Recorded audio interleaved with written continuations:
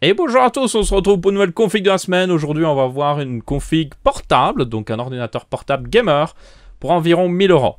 Alors, je sais très bien que c'est pas le budget de tout le monde, évidemment, mais pourquoi je vise ce budget-là? Parce que je considère que c'est à partir de 1000 euros qu'on peut avoir vraiment un bon ordinateur portable, qui n'a pas trop de compromis, mais qui est quand même bien, mais sans non plus coûter plus de 1000 euros où ça coûte vraiment cher. Je considère aussi que les portables à 1000 euros maintenant commencent à atteindre un stade où ils sont assez intéressant parce que au final, oui, ils sont pas aussi performants qu'un PC fixe, mais vous avez déjà un écran, vous avez le clavier, vous avez tout fourni avec. Pas comme un PC fixe où j'ai fait la semaine dernière une config aux environs du même prix. Oui, elle était plus puissante, mais vous n'avez pas d'écran, vous n'avez pas Windows, vous n'avez pas ci, pas ça. Et au final, quand on facteur tout ça, on prend tout ça en compte, c'est au final une config portable peut être aussi intéressante, même si elle est clairement moins puissante. Du coup, je vais juste parler vite fait de la marche à suivre quand je fais ce genre, je cherche un ordinateur portable. Je vais être très honnête. Il n'y a aucun ordinateur portable parfait. Ils ont tous des défauts, ils ont tous des avantages. Les recommandations que je vais vous faire ici sont à prendre avec des grains de sel, évidemment. Vous choisissez encore par vous-même, vous êtes grand, vous choisissez. Mais je fais, moi, selon mon point de vue, je me dis, ok, j'ai 1000 euros, je voudrais un ordinateur portable. Je me mets dans cet état-là, je me dis, ok, qu'est-ce que moi, j'achèterais vraiment pour moi? Qu'est-ce que je voudrais vraiment, selon ce que je veux et selon mes préférences. Du coup, selon mes préférences, je vais vous dire mes recommandations à moi, mais évidemment, libre à vous de choisir ce que vous voulez. Du coup, ce que je fais souvent, c'est que je vais sur les sites de vente. J'utilise souvent LDLC, j'aime bien LDLC. Je vais voir aussi sur Top Achat parce qu'ils ont souvent moins cher. Je vais voir après avoir trouvé un portable, je vais aller voir sur les comparateurs de prix, voir là où il est le moins cher tout simplement, hein, parce que tout en essayant de ne pas prendre un site un petit peu obscur que je ne connais pas du tout évidemment. Mais du coup, c'est ce que j'ai fait. Donc j'ai été sur LDLC, j'ai dit ok, portable gamer, je veux au minimum une GTX 950 et je dirais même que au final j'ai revu à la hausse mes estimations, on va dire. Je me suis dit non, une GTX 1050 coûte à peine plus cher vraiment et elle est vraiment plus puissante et c'est vraiment une carte en Full HD si vous jouez en Full HD ou même moins que Full HD qui est vraiment, elle est bonne quoi, elle est vraiment bonne. Et sur portable, il n'y a pas trop le choix de toute manière, il n'y a pas de carte, il n'y a pas vraiment de carte AMD, il y en a mais elles sont bof. J'espère vraiment d'ailleurs qu'AMD va enfin sortir des choses sur portable parce que c'est un peu la misère en ce moment. Du coup, GTX 1050, j'ai mis aussi dans le tri les 1050 Ti. J'ai fait la même chose sur... Non, je me suis trompé. Voilà, j'ai fait la même chose et... Oh, Total Biscuit vient de sortir une vidéo, génial. J'ai fait la même chose sur Top Achat, donc GTX 1050 et 1050 Ti. On filtre et on les filtre par prix et on regarde.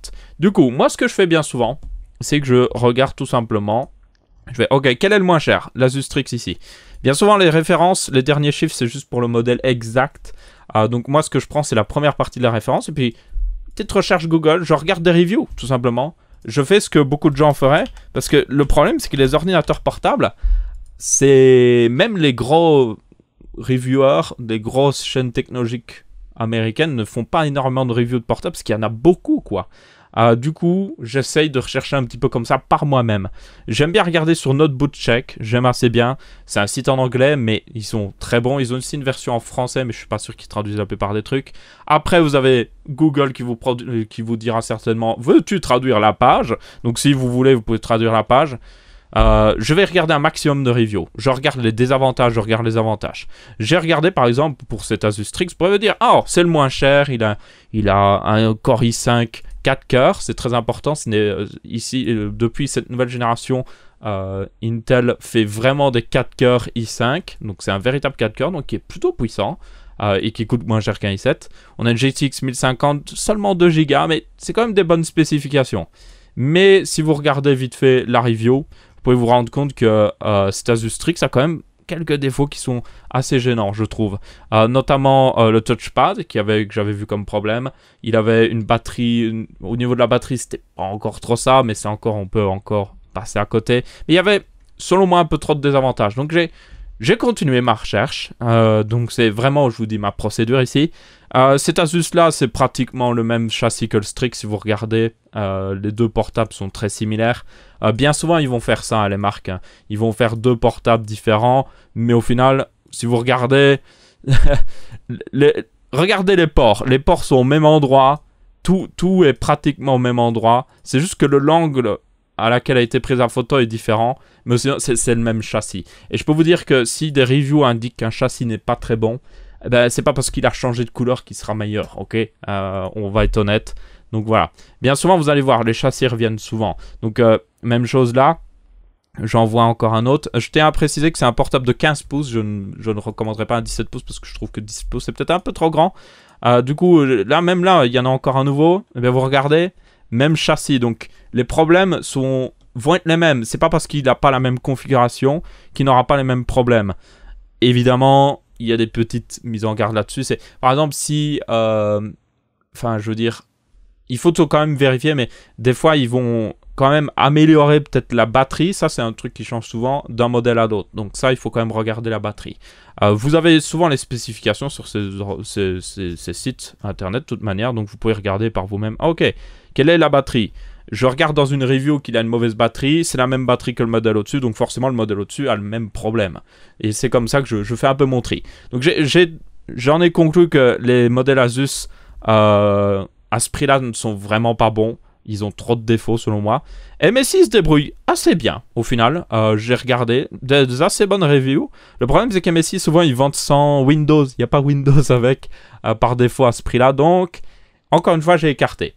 Et le final, le portable que j'ai trouvé, et c'est pour ça qu'on en arrive à 1000 €, c'est lui. L'Acer Aspire. Alors non, je vais être très honnête, j'en ai trouvé un autre. Parce qu'il y a une autre marque qu'on ne voit jamais sur ce genre de site de vente. C'est Dell. Dell vend eux-mêmes. Ils n'aiment pas... Il y a très peu de vendeurs officiels Dell, donc ils aiment bien vendre eux-mêmes.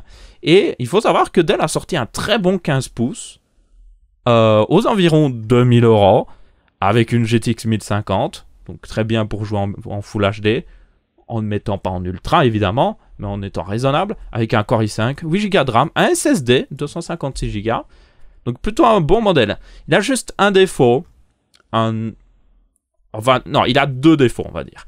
Le design, si vous n'aimez pas, il est rouge avec, vous le voyez là, enfin je veux dire, c'est clairement un portable gamer, hein, on va pas s'en cacher, mais si ça vous dérange pas, bah ce n'est pas un désavantage. Par contre, ce qu'il a, et qui est vraiment bien, c'est qu'il a des bonnes spécifications tout simplement. Il a juste aussi un deuxième désavantage, comme j'étais en train de dire, c'est qu'il n'a pas de disque dur. Il a un SSD, ce qui est bien, mais il n'a pas un disque dur fixe, genre un disque dur classique. Du coup, si vous voulez avoir des jeux dessus, ben, vous allez très vite limiter. Et c'est ça le problème avec Dell au final, c'est que si vous voulez un disque dur, il faut prendre le modèle d'au-dessus, mais le modèle d'au-dessus, il rajoute plus de RAM, il rajoute plus ça, il rajoute une meilleure carte graphique, il rajoute une 1050 Ti, qui est même mieux encore, mais voilà, ça coûte plus cher, il coûte 1200 €. Donc là, on sort un peu de budget. Donc là, c'est vraiment, si vous jouez à pas beaucoup de jeux, mais que vous jouez vraiment quand même, vous aimez jouer, mais pas à beaucoup de jeux, et que vous avez souvent un ou deux jeux installés en même temps, et que vous avez une bonne connexion et que vous pouvez télécharger facilement un jeu, je prendrais le Dell, clairement. J'ai vu une très bonne review, j'ai vu de très bonnes reviews de ce portable.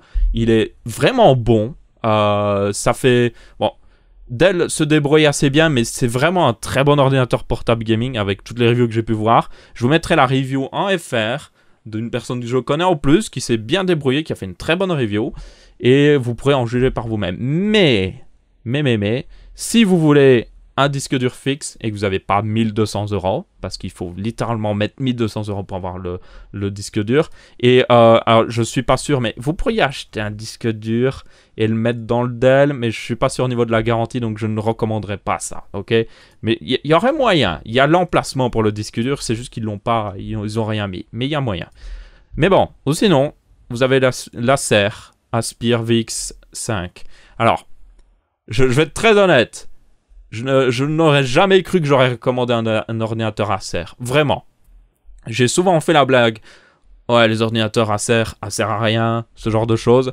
Je continue de penser que la plupart des ordinateurs Acer sont par défaut mauvais. Mais pour cet ordinateur-là, ils ont vraiment, mais alors vraiment fait un effort. De toutes les reviews que j'ai pu voir, vous pouvez regarder encore une fois, vous recherchez le nom. Évitez de mettre trop les numéros derrière, parce que ça, c'est le modèle exact, genre avec la même quantité de RAM et tout ça. Moi, quand vous recherchez une review de portable, il vaut mieux rechercher une review sur le châssis de manière générale. Parce que c'est pas parce qu'il a 16 Go de RAM que d'un coup il est mauvais, quoi. Ou c'est pas parce qu'il a 2 fois moins de RAM qu'il est mauvais, parce que surtout si vous trouvez que 8 Go ça suffit, ben voilà. D'ailleurs, parlons spécifications, il a un Core i5 encore une fois, 16 Go de RAM, ce qui est assez étonnant. Un SSD de 128 Go et un disque dur d'1 Tera. Donc il est, selon moi, mieux équilibré que le Dell, qui a un meilleur SSD, mais qui n'a pas de disque dur fixe. Il a une GTX 1050 de 4 Go, c'est la meilleure version de la 1050. Évidemment, la 1050 Ti est encore mieux, mais elle coûte un petit peu plus cher, donc c'est à vous de voir. Surtout que, je ne l'ai pas précisé, mais à 1200 €, vous pouvez commencer à avoir des GTX 1060 chez MSI par exemple. Surtout si vous savez vous passer de Windows, vous pouvez vous fournir de Windows différemment. Voilà, je dis ça, je dis rien. Mais bon, la vidéo ici a pour but vraiment un ordinateur clé en main. Genre vous l'achetez, vous le recevez, vous n'avez pas besoin de faire quelque chose, il fonctionne directement. Et selon moi, si vous ne pouvez pas vous passer du disque dur, je pense que l'Acer vraiment est le meilleur. J'ai regardé pas mal de reviews. Il a un très bon châssis. La batterie, la durée de vie de la batterie, pas mal. Il a des couleurs gaming, ok. Le design, c'est très gaming. Ça va encore, honnêtement, mais ça reste très gaming. Mais il a des bonnes spécifications. Il a ce qu'il faut. Il a même une bonne sélection de ports. Il a même un USB 3.1 type C. Il a vraiment tout ce qu'il faut. Il a des touches rétroéclairées. Il a vraiment des bonnes spécifications. Et c'est pour ça que, selon moi, vraiment, si moi j'avais 1000 € à mettre dans un portable gaming parce que mes parents sont divorcés ou que je vais à l'interne à la semaine ou je ne sais quoi, eh bien ce serait certainement le meilleur choix selon moi. Ou alors le Dell si je peux... Oh non, honnêtement moi je pourrais me passer du disque dur, donc je prendrais le Dell personnellement. Mais ça reste votre choix et c'est à vous de décider un petit peu. Je tiens quand même à donner des petites recommandations, enfin des petites mentions spéciales quand même pour les MSI qui sont assez bons à ce prix-là. Ils sont exactement même prix, vous voyez, 1000 € et 1008 € pour être exact, mais ils ont juste pas Windows. Donc si vous arrivez à mettre la main sur un Windows, voilà. Vous avez aussi une version avec un Core i7 si vous faut vraiment un Core i7. Si vous faites des études de 3D, il est à 1100 €, mais là on commence à atteindre, comme je vous ai dit, le territoire des 1050 Ti par exemple, qui sont meilleurs. Ou même le territoire un peu plus loin des 1060. Je les ai pas triés dans ce truc-là, mais je vous dis, il y a des 1060 qui commencent à apparaître ce prix-là. Donc là, vraiment, on parle d'un portable à 1000 € et pas plus. Si vous voulez, par exemple, la semaine prochaine, une vidéo sur un portable à 1200 €, où il y aura une GTX 1060, vous pouvez le laisser dans les commentaires. Si vous avez, du coup, d'autres suggestions pour la prochaine config de la semaine prochaine, donc j'ai fait ça selon les commentaires. Hein. J'ai vu beaucoup de gens qui demandaient des ordinateurs portables. J'ai fixé un petit peu ce prix-là, de manière arbitraire, mais voilà. On pourrait aussi faire une vidéo sur un ordinateur portable gamer moins cher encore, mais ça devient... Il y aura plus de compromis à faire à ce prix-là, honnêtement. Je pense qu'à partir de 1000 €, c'est là qu'on n'a plus trop de compromis et qu'on a vraiment un bon PC. Mais bon. Dans tous les cas, merci à tous d'avoir regardé. On se retrouve la semaine prochaine pour une prochaine config de la semaine. Et je vous dis salut à tous.